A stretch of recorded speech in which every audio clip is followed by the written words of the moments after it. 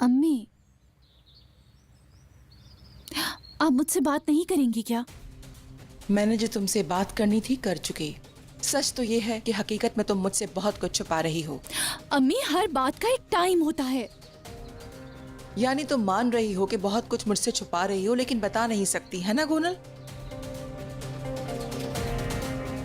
तुम भी इस खेल में शामिल हो रही हो। मेरी ये बात तुम याद रखना। बाद में ना मैं तुम्हारी सुनूंगी ना तुम्हारी दादी की। पता तो मैं लगा ही लूंगी।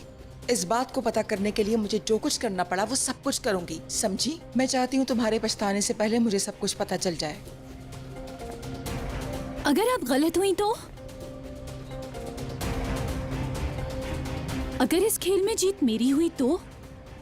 तुम्हारे मुंह में अजीजा बेगम की जबान है। वो इंसान को बूढ़ा कर देती है मगर बताती कुछ नहीं। वो सिर्फ धोखा देती हैं। खरगोश को गाजर दिखा के भगाती रहती हैं वो। गोनल, तुम्हें याद है कैसे तुम्हारा निकाह खत्म करवाया? याद करोगी एक दिन तुम्हारी माँ ने ये सब कहा था, लेकिन सब खत्म हो चुका होगा उस दिन और तुम सिर्फ पछताती रह जाओगी।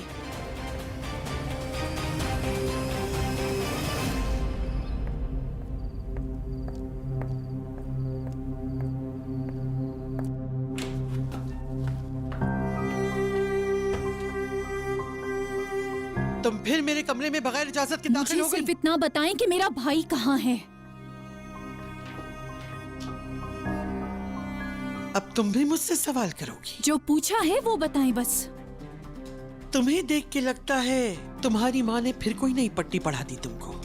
अब जाओ, जाके अपनी माँ से कहो कि मैं अपनी दादी से इस लहजे में बात नहीं करूंगी, कोई सवाल नहीं करूंगी, अपनी हद पार नहीं करूंगी। क्योंकि अगर मैंने अपनी हद पार की तो फिर दादी भी मेरे साथ वही रवैया इख्तियार करेंगी। बेहतर होगा कि दूर हो जाओ मेरी नजरों से और अपनी हर वक्त की ये मेरे भाई की गर्दान बंद कर दो। अब आज के बाद इस मौजू पे कोई बात नहीं होगी। जाओ यहाँ से।